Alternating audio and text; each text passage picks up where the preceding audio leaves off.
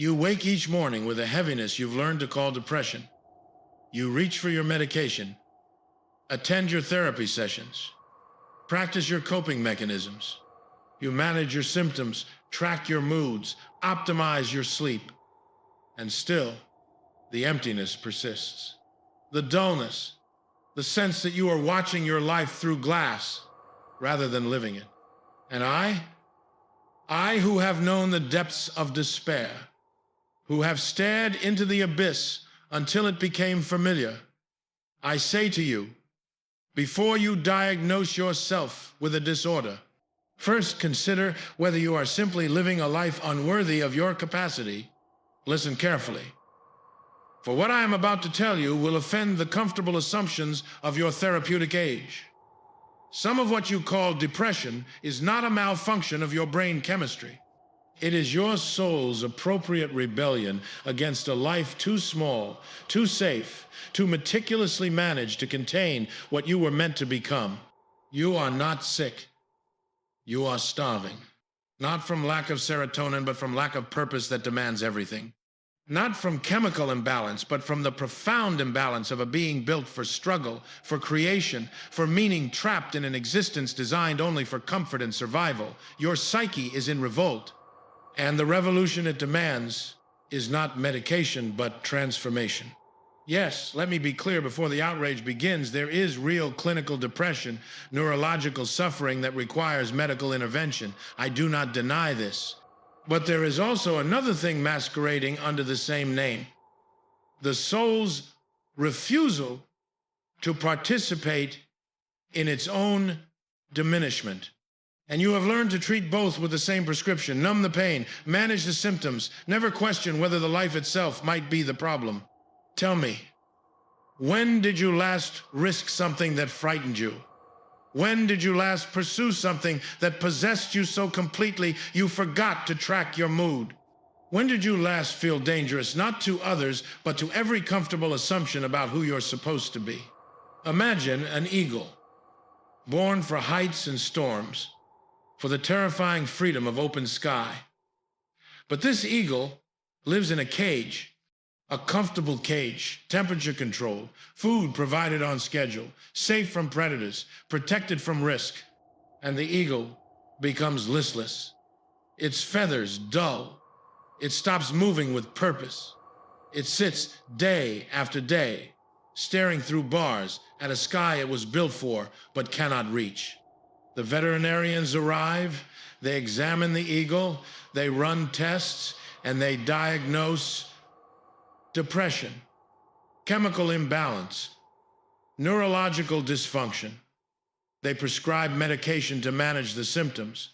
They provide therapy to help the eagle accept its circumstances. They teach coping mechanisms for living in the cage, and the eagle's condition stabilizes. The acute despair lessens. It learns to tolerate its captivity. It adapts, but it never flies. You are this eagle, and your cage is not made of bars. It is made of safety, of managed risk, of a life designed to eliminate danger and demand nothing extraordinary. Your cage is a carefully constructed existence that promises you'll never have to test your limits, face your fears, or discover what you're capable of when everything comfortable is stripped away. And when your soul screams against this imprisonment, when your being revolts against a life too small for what you contain, when you feel the weight of unlived potential crushing you, you call it depression. You treat it as malfunction. You medicate it into submission. But what if it is not malfunction? What if it is the only sane response to an insane situation? What if your despair is not the problem but the messenger, telling you that you are dying of safety? Notice the language of your age. Every form of suffering has been pathologized. Every discomfort has become a disorder. Every rebellion of the soul against meaninglessness has been diagnosed as a chemical imbalance requiring pharmaceutical management. You do not feel ennui, you have anhedonia. You are not wrestling with the meaning of your existence, you have dysthymia. You are not experiencing the soul-crushing weight of a life unlived, you have treatment-resistant depression. And I am not saying these diagnoses are lies. I am saying they are incomplete. They describe the symptom while ignoring the cause. They offer to manage your suffering while never questioning whether your life itself might be the source. Because here is what your therapeutic culture does not want to acknowledge. Some suffering is appropriate. Some despair is rational. Some emptiness is the soul's accurate assessment of a life spent in service of safety rather than meaning. If you spend your days in work that doesn't challenge you, in relationships that don't transform you, in routines that don't frighten you, in a life carefully calibrated to eliminate all risk of failure, rejection, or genuine struggle, why would you not feel empty? Why would your soul not rebel? Why would you not experience the profound weight of potential unutilized, of capacity wasted, of a life managed but never fully lived? The eagle in the cage is not malfunctioning when it despairs. It is functioning exactly as it should, recognizing at some level beyond articulation that this is not what it was made for. You have built a life of stability, regular income, predictable routines, manageable stress, everything optimized for sustainability, for longevity, for the elimination of uncertainty. And you are dying inside. You call it stability, but I see a tomb. You call it security, but I see a cage. You call it being responsible, but I see you slowly suffocating under the weight of a life that demands nothing of you except that you continue managing it. Every morning, the same routine. Every day, the same low-level tasks. Every week, the same managed interactions. Every month, the same hobbies you've convinced yourself are passions. Every year, indistinguishable from the last, and you wonder why you feel nothing. Why colors seem dimmer. Why nothing excites you. Why you need medication just to maintain baseline function in a life that requires nothing but your maintenance. But I ask you, what in your life actually demands you rise? What challenges you to discover capacities you didn't know you possessed?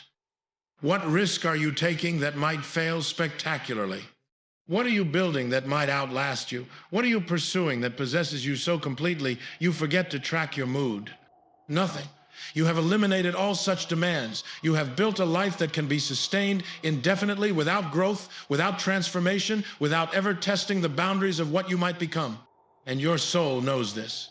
Even if your conscious mind has been trained to call this stability, even if your therapist affirms this as healthy boundaries, even if your medication helps you tolerate it, your soul knows you are wasting yourself. The despair you feel is not malfunction. It is signal. It is your being's last desperate attempt to tell you that you are dying of safety, that you were built for more than this managed existence, that you contain capacities that will atrophy from underuse if you do not demand more of yourself.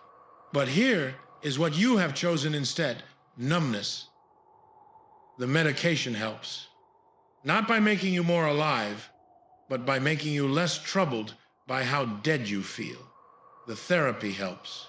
Not by addressing the existential crisis, but by teaching you to cope with a life that shouldn't be merely coped with.